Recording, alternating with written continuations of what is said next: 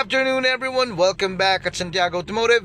This time, isang third generation na Hyundai Tucson. Okay, so makikita nyo, parang Christmas light.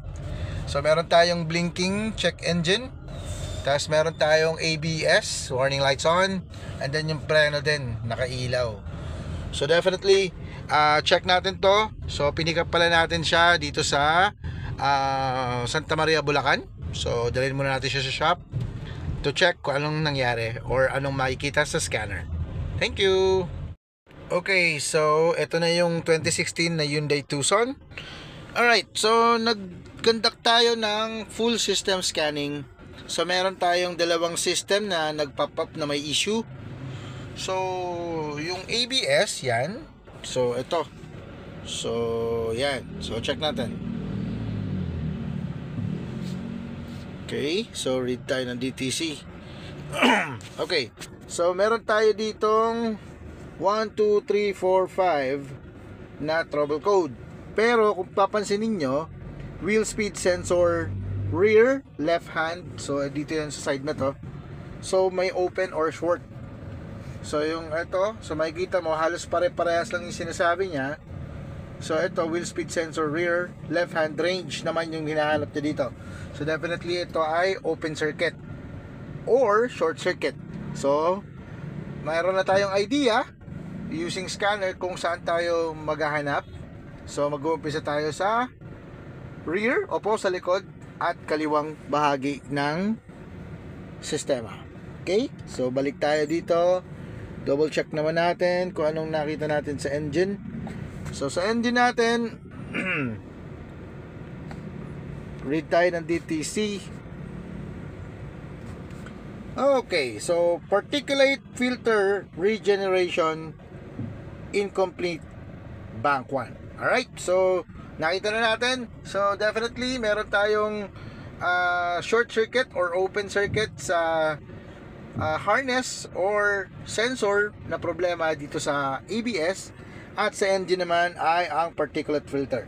Alright, so update kami mga sir at ma'am. Pero nakita na natin kung anong issue na tong 2016 Hyundai Tucson. Alright, thank you. Okay, upon inspection ni Sir Bimbo, so nakita nyo naman sobrang dumi nitong intake na to. Grabe yung kapal ng carbon. So mukhang maglilinis tayo ng carbon deposit itong intake. Yes, tapos yan dito tinanggal naman ni Sir Bimbo yung intake para linisin. So as you can see, so hindi po tinanggal, tapos linisin natin sa labas. So join dito. Okay, so ito yung Hyundai Tucson. So nasa DPF regeneration na tayo. So kailangan lang natin is above 70 degrees yung temperature niya. So ito kanina pa umaandar. So normal operating temperature na to. Engine at idle, tsaka turn electrical lahat. So ilaw, aircon, lahat. Then okay na. So coverage, driven length. So ito 9,000. So eksakto to. So, kung makikita nyo, eksakto yung driven length niya.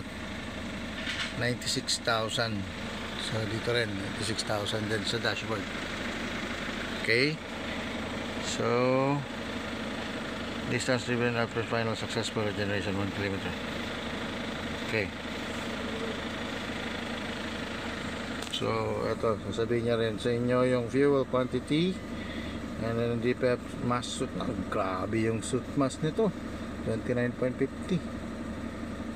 ayan, coolant to. Ayan, nakita niyo yung coolant temp natin 80. Voltage natin sakto. So okay na lahat. Start tayo. Ayan. So kung mapapasin nyo, tumataas yung RPM. So yan. So ibig sabihin si scanner ang nagpi-feed ng mas malakas na RPM para makompleto yung regeneration nya. Okay, so ito nakita nyo to, yung DPF na to, yung soot mass, ibig sabihin yan yung ganyang 29 na po na grams yung soot mass na kailangan i-regenerate. Okay, so yan, regeneration procedure tayo. Yan. So ito yan. 2,000 RPM. So wala tayong ginagawa, si scanner lang ang nagma-manage lahat. Basta kailangan sinunod mo lahat ng mga kailangan niya. Okay, so tapusin lang natin ito. Hyundai Tucson ABS problem.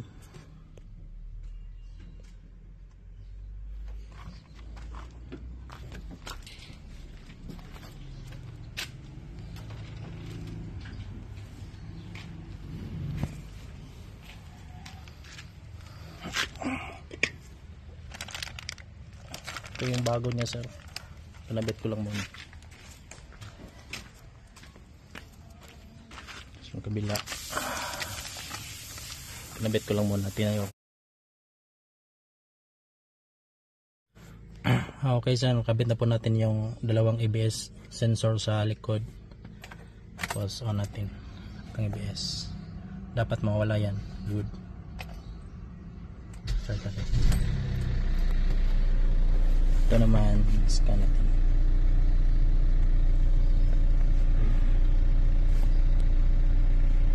Yes, yun. Wala na siya. Tapos, okay. Ito list.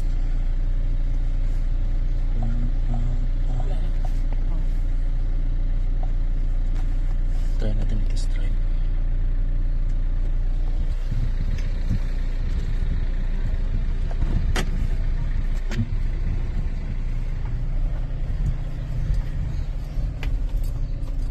Yun, oh.